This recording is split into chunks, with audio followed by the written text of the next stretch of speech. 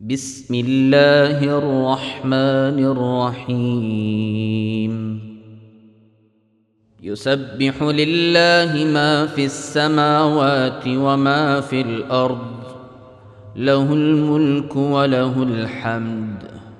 وهو على كل شيء قدير هو الذي خلقكم فمنكم كافر ومنكم مؤمن والله بما تعملون بصير خلق السماوات والأرض بالحق وصوركم فأحسن صوركم وإليه المصير يعلم ما في السماوات والأرض ويعلم ما تسرون وما تعلنون والله عليم بذات الصدور ألم يأتكم نبأ الذين كفروا من قبل فذاقوا وبال أمرهم ولهم عذاب أليم ذلك بأنه كانت تأتيهم رسلهم بالبينات فقالوا أبشر يهدوننا فكفروا وتولوا واستغنى الله والله غني حميد زعم الذين كفروا أن لن يبعثوا قل بلى وربي لتبعثن ثم لتنبؤن بما عملتم وذلك على الله يسير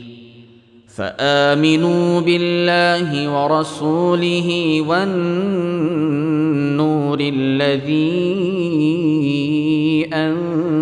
أنزلنا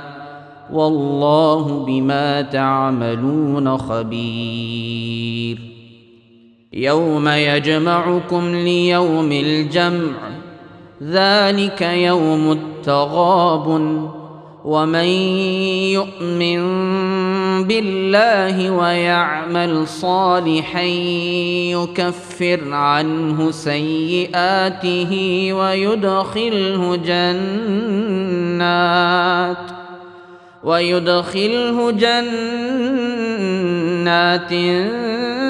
تجري من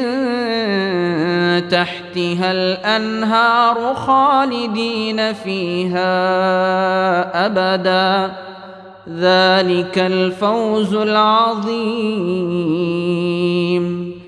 والذين كفروا وكذبوا بآياتنا أولئك أصحاب النار خالدين فيها وبئس المصير ما أصاب من مصيبة إلا بإذن الله ومن يؤمن بالله يهد قلبه والله بكل شيء عليم وأطيعوا الله وأطيعوا الرسول فإن توليتم فإنما على رسولنا البلاغ المبين الله لا إله إلا هو وعلى الله فليتوكل المؤمنون يا أيها الذين آمنوا إن من أزواجكم وأولادكم عدوا لكم فاحذروهم وإن تعفوا وتصفحوا وتغفروا فإن الله غفور رحيم. إنما